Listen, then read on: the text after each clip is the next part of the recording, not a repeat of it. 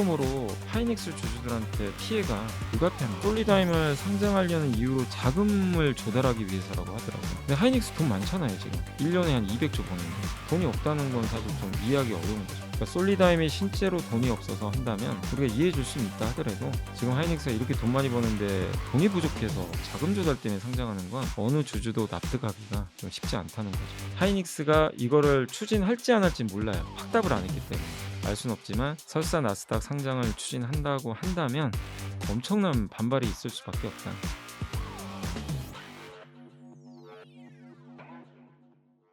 주주환원을 안 해서 욕먹는 게 아니라 아까 말씀드린 소통이 잘못돼 있어요. 그러니까 뭐냐면 원래 그 삼성전자는 가이드라인이 명확합니다. 잉여 현금 흐름의 절반을 줘요. 3 년간. 이 특별 배당을 하거든요, 특별 주주환원. 그 정책을 옛날부터 계속 했어요. 가이드라인 명확하죠. 예. 그래서 이번에도 아마 그 정책을 아마 발표를 할 거예요. 근데 날짜는 제가 모르겠어요. 3 년에 한 번씩 하거든요. 그래서 3년 동안 연간 기준으로 매년 하는데 올해 끝나요 그게. 올해 끝나니까 3 분기 실적 발표할 때 발표할지 연말에 할지는 제가 모르겠습니다. 근데 가이드라인이 명확하니까 많은 분들이 기대를 하죠. 잉여 현금 흐름에 올해 왜냐하면 돈을 엄청 벌 거기 때문에 그걸 계산을 저도 해 봤어요. 그거에 의해서 인제 만약에 배당을 준다고 가정을 했더니 삼성전자 본주 기준으로 배당 수익률 한 5% 나와요. 나오고 내년 기준으로 한 7%가 넘어요. 어마어마한 배당 수익률이죠. 그러니까 이제 그런 거에 대한 명확한 가이드라인이 있으니까 주주들이 딱 투자를 했을 때 '내가 이거 갖고 있으면 이만큼 배당 받을 수 있겠네.' 이게 딱 그림이 나오잖아요. 그러면 투자하기가 되게 편한데 하이닉스는 주주 환원을 하는데 일단 명확하게 뭐 얼마를 준다는 가이드라인이 전혀 없어요. 50%를 준다는 건지 100%를 준다는 거지 금액은 100조 원인지 뭐 일각에서는 40조 얘기도 나와요. 그러니까 뭐 알 수가 없어요 명확하게. 그래서 주주 환원을 같이 하는 건 맞는데 이 두 가지 면에서 뭔가 한쪽은 명확한 숫자가 나와 있고 한쪽은 그게 없다 보니까 실망할 수밖에 없다. 오히려 이게 비교당할 수밖에 없고 삼성전자 하이닉스를 올해 상반기만 봐도 하이닉스가 훨씬 주가 좋았잖아요. 근데 8월 들어서 완전히 뒤집어졌어요. 삼성이 한 5% 오르면 하이닉스는 안 갑니다. 요게 며칠 정도 있었죠. 그건 결국 주주에 대한 소통의 문제가 좀 일부 있는 것 같다. 그래서 고거를 좀 빠른 시간 안에 좀 명확하게 가이드라인으로 좀 설정해서 뭐 구체적이지 않다 하더라도 예를 들면 잉여 현금 흐름의 저희 한 절반 정도는 드리겠습니다. 뭐 요런 거라든가 요런 거 좀 제시해 주면 좋겠는데 자꾸 3 분기 중에 하겠습니다. 이렇게 자꾸 두루뭉실하게만 나오니까 시장이 좀 많이 좀 실망하고 있는 거 아닌가. 그래서 약간 뭐 저는 이건 개선 가능하다고 보거든요. 뭐 못할 이유는 없잖아요. 그래서 하이닉스가 좀 정비를 해서 IR 좀 잘해서 주주들하고 소통만 잘한다면 뭐 언제든지 해결될 문제니까 주주 환원 안 한다고 한 건 아니기 때문에 좀 답답하시더라도 조금 기다려 보시면 어떨까라는 생각은 하고 있습니다. 주주 환원을 하게 되면 일단 주가는 상당히 긍정적일 수밖에 없어요. 왜냐하면 지금 메모리 반도체 3 사가 모두 다 돈을 엄청 벌 거거든요. 이 번 돈을 그냥 고스란히 투자만 해 버리면 주주들한테 몫이 안 들어가잖아요. 이 돈을 주주들한테 돌려준다는 거. 그리고 앞으로 이 메모리 산업은 사이클이 옅어질 거예요. 사이클이 옅어진다는 건 뭐죠? 굉장히 안정적으로 이익을 낸다는 건데 안정적으로 이익을 낸다는 건 좋은 말로는 예측이 가능하고 그 많은 돈을 꾸준하게 유지한다는 얘기인데 반대로 생각하면 성장이 약할 수도 있다는 거잖아요. 그래서 그 성장이 약한 부분을 결론을 주주들한테 돌려주면 애플 주가가 왜 올랐죠? 애플 성장 못 해요. 몇 년째 계속 정체인데 주가는 막 신고가 나고 엄청나게 올랐어요. 왜죠? 그 번 돈의 대부분을 자사주 매입 소각해 버리죠. 돌려주죠. 그래서 버크셔 회사가 그것 때문에 투자를 많이 했잖아요. 그러니까 앞으로 메모리 반도체한테 주가에 정말 중요한 요소가 이 주주환원입니다. 이거를 한다는 것 자체는 저는 굉장한 호재로 보여요. 근데 삼성전자는 명확하게 아마 가이드라인이 있잖아요. 근데 하이닉스는 그게 없어요. 도대체 얼마를 준다는 거예요. 그러니까 아까 말씀하신 대로 375원 요거 가지고는 당연히 말이 안 되죠. 요거 하고 생색 낼 수는 없는 거고. 근데 이거는 그냥 분기 이렇게 좀 배당을 해요. 하이닉스가 예전에도 중간중간 배당합니다. 근데 그 금액 자체가 적으니까. 요거 가지고 뭐 많은 분들이 만족할 수는 당연히 없는 거고 요거 말고요. 주주 환원을 도대체 금액을 얼마 할까? 요게 너무나 중요하겠죠. 그래서 시장의 지금 기대치는 최소 40조 조예요. 40조 원. 예 전체 40조 원 정도 될 거고 지금 눈높이가 40조 에서 100조 까지 가 있어요. 예. 그러니까 100조 주면 너무 좋은 거죠. 100조 주면은 상당히 많이 주는 거고 왜 40조가 이게 이 밑에 하단으로 좀 나와 있냐면 그 저번에 나스닥 상장하느라고 ADR 발행했잖아요. 그만큼 희석됐어요, 40조만큼. 그 금액이 딱 40조거든요. 그러면 그만큼 주주 환원을 해 주면 나스닥에 상장한 그 약간의 그 희석된 부분은 방어해 줄 수가 있다는 거죠. 그만큼은 이제 돌려낼 수가 있기 때문에 최소 40조는 해야 되고요. 좀 많이 주면 100조까지. 만약에 진짜 시장이 눈높이에 딱 맞는 100조로 해 준다면 시장 당연히 환호하겠죠. 100조면 지금 하이닉스 시가총액이 얼마냐면 지금 1,000조거든요. 무려 10% 예요. 엄청난 돈입니다. 사실 전체 시총의 10%를 주주 환원하겠다? 어마어마한 주가 상승이 나오겠죠, 그렇게 된다면. 근데 그만큼 할지 근데 40조만 해도 전체 시총의 4%가 넘잖아요. 적은 돈은 아니거든요. 그래서 저는 개인적으로 생각은 최소 40조 이상은 해야 돼요. 40조 이상 하되 만약에 100조란다면 정말 시장은 뭐 이거를 받아들이면서 또 한번 급등할 가능성이 있기 때문에 이제 말씀하신 대로 규모는 상당히 중요하다. 그 금액이 우리 눈높이에 맞을 수 있는지. 뭐 예를 들면 진짜 10조 해 버리면 오히려 주가 빠질 수도 있겠죠. 예. 그래서 주주하는 규모가 상당히 중요할 것 같습니다. 근데 이게 분할을 해서 좀 들어가시면 좋을 것 같아요. 왜냐하면 오늘 올랐다고 해도 하이닉스가 반토막 나 있거든요. 여전히 고점 대비. 여전히 낮고 PER 이제 4 배밖에 안 돼요. 이렇게 올랐 오늘 좀 오른다고 해도. 그리고 주주환원은 이제 회사가 약속을 한 거죠. 3 분기 중에 발표한다고 했거든요. 공시를 냈어요. 그러니까 빠르면 8 월, 아마 8월 말이 될 것 같고 빠르면 늦어도 9 월입니다. 예 9 월 언제가 될지 모르지만 그래서 이제 뭐 한 달 안에는 나올 가능성이 좀 높잖아요. 예. 그러기 때문에 실망스럽게 그거를 금액을 낮춰서 할 가능성도 높진 않을 것 같아요. 오히려 정말 주주환원 한다고 생색만 내면 이 주가도 안 좋겠지만 주주들은 엄청 또 화를 내겠죠. 예. 그렇기 때문에 저는 좀 기대를 해볼 만하다. 그래서 지금 구간에서 한 번에 물타기 하라는 게 아니라 이제 어쨌든 한 2-3일 한 2 번에서 3번 정도를 나누셔 가지고 지금 가격도 이제 뭐 150만 원 정도 이제 됐잖아요. 딱 절반 이제 50% 정도 빠진 정도니까 여전히 가격 매력은 여전히 저는 충분하다. 그러기 때문에 뭐 시기를 한 두세 번에 나눠서 왜냐하면 주가라는 게 뭐 이렇게 뺐다가 뭐 올랐다 이렇게 좀 반복하면서 갈 수 있기 때문에 세 번에 나눠서 한번 물타기를 해 보신다면 저는 괜찮지 않을까. 지금 가격은 어쨌든 뭐 이렇게 내가 '오늘 올랐으니까 좀 기다렸다 할까.' 이걸 주저할 가격대는 사실 아니에요. 가격 자체가 워낙 낮기 때문에. 그래서 한 세 번 정도 분할해서 천천히 한번 대응해 보시면 좋을 것 같습니다. 중복 상장 이슈가 또 컸죠. 이게 더 크죠 사실은. 지금 이재명 대통령도 예전에 LG엔솔을 굉장히 비난을 많이 했죠. 뭐 아시겠지만 중복 상장에 대한 그런 부분들에 대한 좀 비난도 좀 있었고 그 후로 이제 중복 상장에 대한 인식도 많이 바뀌었죠. 이제 기업들이 알아서 자진 처리를 합니다. 예. 근데 이번에 이제 중복 상장 방지법이 나왔지만 뭐 아예 불가능한 건 아니에요. 주주 동의를 받거나 여러 어떻든 이제 또 금감원이라든가 이런 이제 정부의 어떤 승인을 또 받게 되면 중복 상장을 안 하는 건 아닌데 일단 기본적인 건 뭐냐면 물적 분할해서 중복 상장을 하는 거는 사실상 불가능합니다. 그거는 주주 동의 받아야 되거든요. 어느 주주가 그걸 동의하겠어요?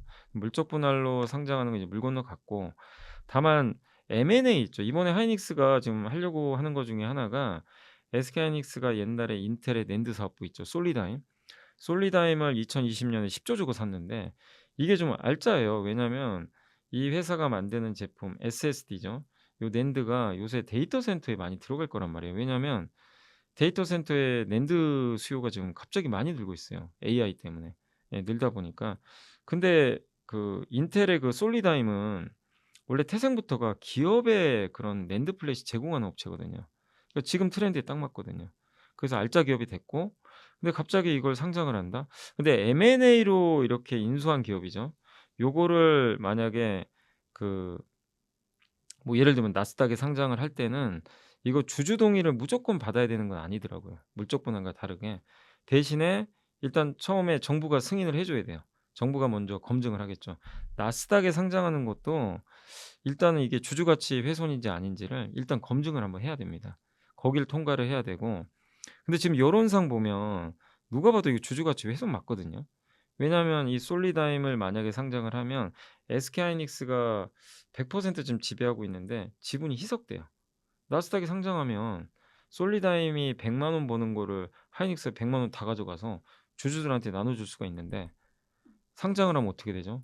나스닥에 상장하면 새로운 투자자가 들어와서 이제 일부 희석이 됩니다. 예. 당연히 그러니까 주주 가치가 훼손되고, 또 한 가지 좀 약간 이게 황당하다는 표현은 그런데 되게 좀 이상해요. 하이닉스 밑에 중간 지주사 하나 만들어요. AI 기업 하나 만들더라고요. 그리고 그 밑에다가 솔리다임을 집어넣어요. 그러니까 되게 이상한 구조죠. 하이닉스 지주사 그 밑에 솔리다임 요렇게 되고, 이 솔리다임은 나스닥 상장 요런 구조더라고요. 이 중간 지주사는 뭐냐 이거죠. 이 중간 지주사를 만들어서 SK이노베이션, 예, SK텔레콤이요, 여기다 출자를 합니다. 그럼 이 지분율 이 출자 금액별로 또 지분을 나눠 줘야 돼요. 여기서 또 희석이 발생해요. 여러모로 하이닉스 주주들한테 좀 약간 피해가 불가피합니다, 이런 구조로 가게 돼서 나스닥에 상장을 하면. 그래서 제일 깔끔한 건 그냥 솔리다임을 합병하면 되거든요. 하이닉스가 그냥 다 가져가면 돼요. 여기서 이 솔리다임을 상장하려는 이유로 지금 언론사에 이 요즘에 신문 기사 있게 나오는 걸 보니까 자금을 조달하기 위해서라고 하더라고요. 근데 하이닉스 돈 많잖아요 지금. 1 년에 한 200조 버는데 돈이 없다는 건 사실 좀 이해하기 어려운 거죠. 그러니까 솔리다임이 실제로 돈이 없어서 한다면 우리가 이해해 줄 수는 있다 하더라도, 지금 하이닉스가 이렇게 돈 많이 버는데 돈이 부족해서 자금 조달 때문에 상장하는 건 어느 주주도 납득하기가 좀 쉽지 않다는 거죠. 근데 그럼에도 불구하고 중복 상장을 감행한다면 주주들의 반발은 불가피합니다. 그래서 저는 개인적으로 이런 일이 혹시 또 발생을 한다면, 이게 중소형 회사 아니잖아요. 시총 1,000조짜리 국민 기업인데 전 '대통령이 가만히 있을까?' 예. 뭐 그래서 정부 정치권에서도 걸고 넘어질 가능성이 상당히 높기 때문에, 일단 이 모든 게 좀 알려진 이상 하이닉스가 이거를 추진할지 안 할지 몰라요. 확답을 안 했기 때문에. 알 수는 없지만 설사 나스닥 상장을 추진한다고 한다면 엄청난 반발이 있을 수밖에 없다. 그래서 저 개인적으로는 '하이닉스가 나스닥에 솔리다임이 상장하는 건 현실적으로 쉽지 않을 것 같다.' 이렇게 저는 개인적으로 생각을 하고 있습니다. 일단 이제 코스닥을 일단 기본적으로 여러분들이 만약에 어떤 포트를 구성하고 계시면 웬만하면 그냥 가져가세요. 괜히 막, 그러니까 최근에 좀 그랬거든요. 삼전 닉스 안 가고 코스닥만 가니까 그런 또 질문들이 사실 좀 많긴 했어요. "이제라도 삼전 닉스 팔아 가지고 코스닥 가야 되냐?"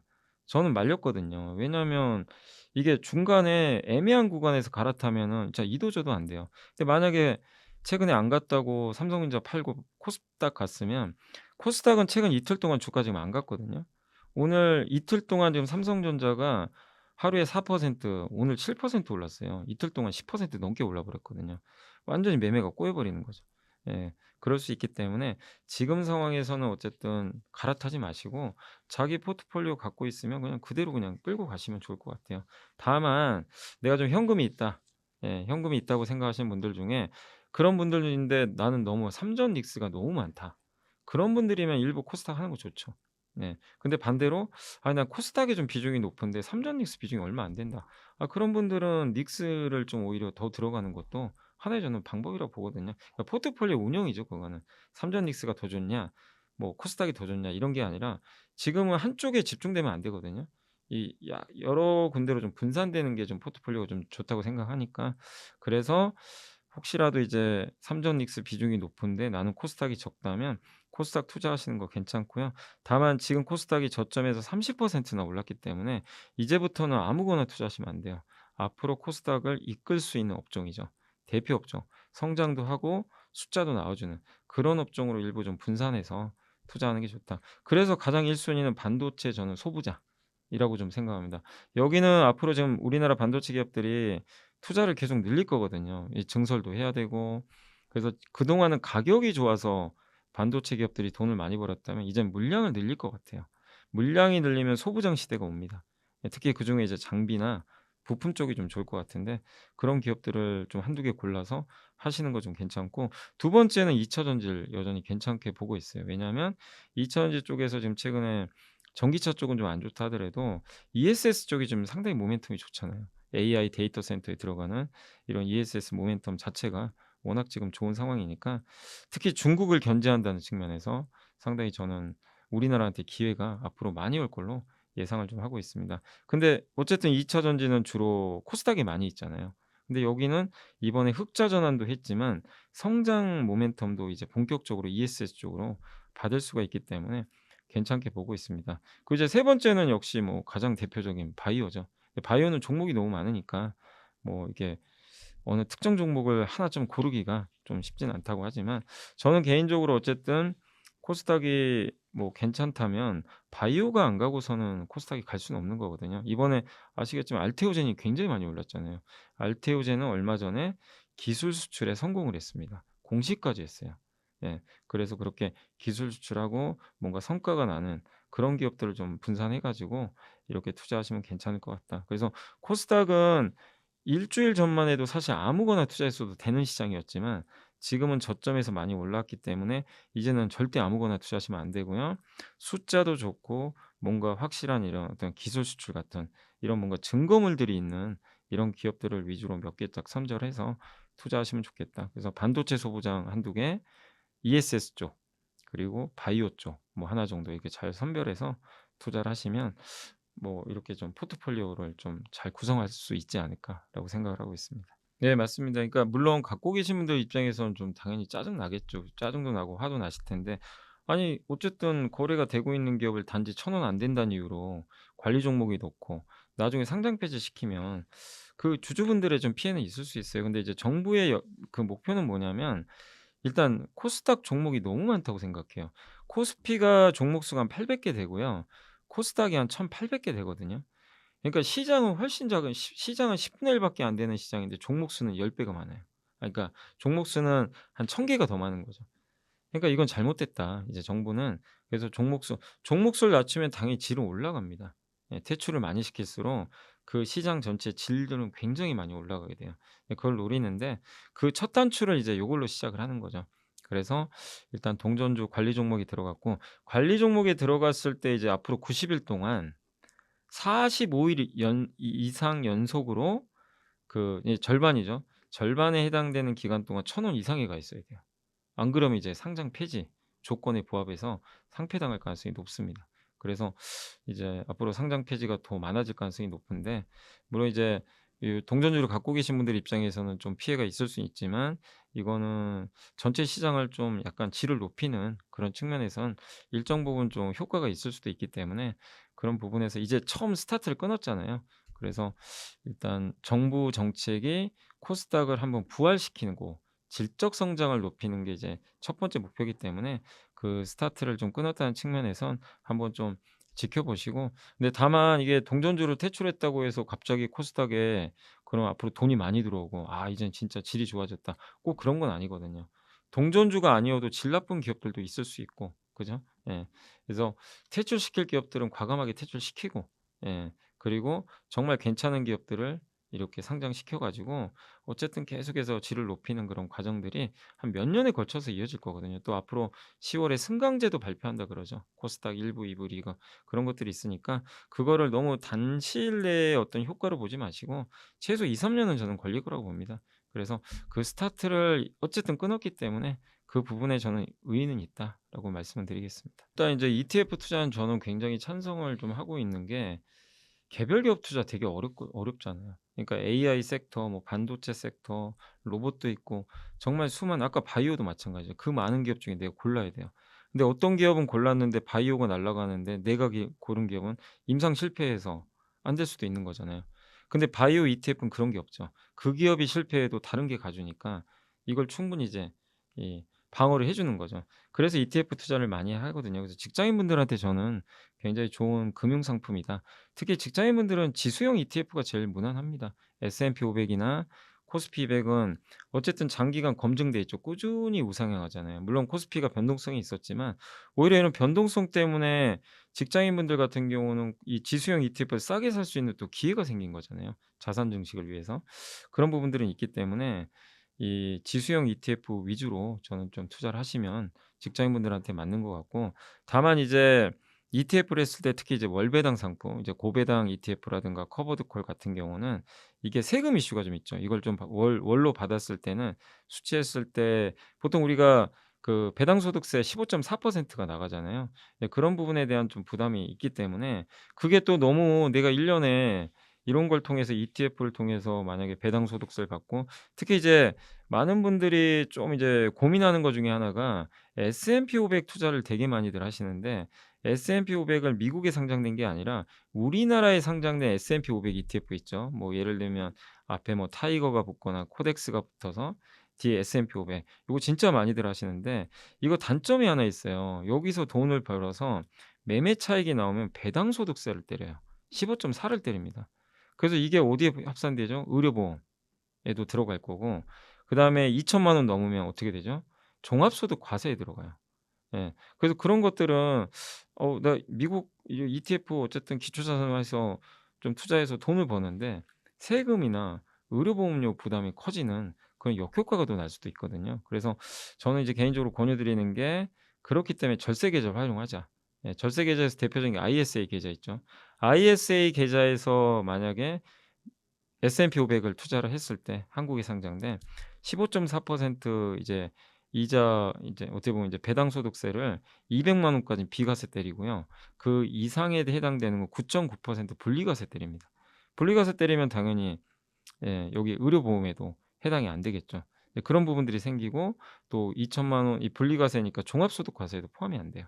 예. 그래서 절세 계좌를 활용하시면 좋겠고 또 한 가지는 뭐 보통 이제 개인연금 저축이나 IRP, 퇴직연금 여기는 더 좋은 게 뭐죠? 여기서 번 돈은요 세금을 안 내요. 세금을 이연시켜 줘요. 내가 55세 이제 55세부터 내가 연금 탈 수 있잖아요, 퇴직연금도. 그때까지 과세를 완전히 이연시켜 줍니다. 예. 내가 월배당을 받아도 세금 안 냅니다. 꾸준히 이거 이연시켜 줘요. 예. 그러기 때문에 내가 그런 게 좀 부담되신다면 연금 계좌를 활용하시면 돼요. 연금 계좌를 활용하면 나중에 물론 세금은 내지만 그건 내가 이제 은퇴할 때 이제 탈 때 내는 거니까 내가 이 25 살부터 한다면 30년 동안 계속 이게 세금을요 뒤로 미뤄 버려요. 그럼 복리 효과가 생기겠죠. 그래서 연금 계좌랑 ISA 계좌를 좀 적극적으로 활용하시면 이 월배당 ETF 할 때 상당히 좋을 수 있다. 뭐 월배당만이 아니라 지수형 ETF에도 저는 좀 도움이 많이 될 수 있다라고 말씀을 드리겠습니다. 그 이번에 했던 것 중에 두 가지가 좀 문제가 뭐냐면 첫 번째가 이제 한도죠, 한도. 그러니까 ISA 계좌는 3년 동안 이제 최소 3 년은 해야 되고 그리고 5 년이 만기죠. 이제 최대 5 년까지인데 근데 이거 무기한 연장할 수도 있어요, 내가 원하면. 근데 그렇게 많이들 하시는 이유가 뭐냐면 그 1 년에 2천만 원까지만 돈을 넣을 수 있는데 이 한도가 계속 이제 보고 이제 어떻게 보면 이 2월 되죠. 내가 이번 달에 올해는 내가 돈이 없어 가지고 ISA 계좌에 1,000만 원 넣었어요. 근데 원래 2천만 원까지 가능한데. 근데 내년에 내가 갑자기 3천만 원이 생겼어요. 그러면 이 한도를 2 월에 주면 내년에 2천만 원이 새롭게 생기고 올해 내가 1,000만 원밖에 못 넣었는데 1,000을 더 넣을 수가 있는 거죠. 그럼 3천을 내년에 넣어서 총 4천만 원이 그대로 되죠. 이게 가능한데 이번에 나온 거는 그게 아니고 1,000만 원 넣었으면 그냥 1,000 으로 끝이에요. 내년에 2,000 이에요 또. 그러니까 내가 한도 이월이 안 돼요. 예. 요게 좀 단점이라는 거죠. 요거에 대한 불만이 있고 그리고 5 년이 만기잖아요, 맨 마지막이. 5년 동안 만기고 연장이 안 됩니다. 그럼 끝나요. 거기서 이제 내가 현금화 시켜야 돼요. 그러니까 장기로 이걸 끌고 가고 싶은 분들 입장에선 이게 안 되니까 불만이 생기는 거죠. 요게 첫 번째고 두 번째 불만이 뭐냐면 그러니까 생산적 ISA 계좌라는 것을 새로 만들었더라고요. 고게 뭐냐면은 그 ISA 계좌는 너무 파격적인 게 그 이제 거기서 받는 이제 소득에 대해서 예 비과세를 하더라고요. 과세가 없어요. 근데 원래 ISA 계좌는 200만 원까지 비과세고 나머지는 9.9% 죠. 여기는 비과세예요. 한도가 없는 것 같더라고요. 너무 좋잖아요. 세금을 안 낸다고? 그렇게 생각하면 단 국내에 상장된 것만 가능해요. 미국 주식 그러니까 미국은 원래 안 되지만 우리나라에 상장된 미국 S&P 500은 되잖아요. 원래 IS 계좌는. 그거 안 됩니다. 기초 자산이 미국이면 안 돼요. 그냥 무조건 한국이어야 돼요. 국내 주식, 예, 국내 지수 요것만 포함됩니다. 근데 많은 분들이 ISA 계좌 통해서 S&P 500 투자하거든요. 근데 여기는 혜택을 안 주면 반발이 클 수밖에 없죠. 예. 그래서 이 두 가지가 문제였거든요. 왜 미국하는 사람들에게 혜택을 안 주냐. 예. 의도는 명확하죠. 국내를 더 유도하기 위해서인데 거기에 대한 불만들이 굉장히 많아서 대통령도 지시하셨더라고요, 재검토하라고. 그래서 아마 바뀔 것 같아요. 그래서 그런 쪼금 이제 누가 봐도 좀 바람직한 한 형태의 그런 ISA 계좌는 수정돼서 저는 좀 나오지 않겠냐라고 좀 생각을 하고 있기 때문에 일단 쪼금만 더 지켜보시되 대통령이 좀 지시를 내렸기 때문에 아마 ISA 계좌의 본래 취지에 좀 맞게 좀 재검토해서 수정해서 나오지 않겠냐 이렇게 좀 생각은 하고 있습니다.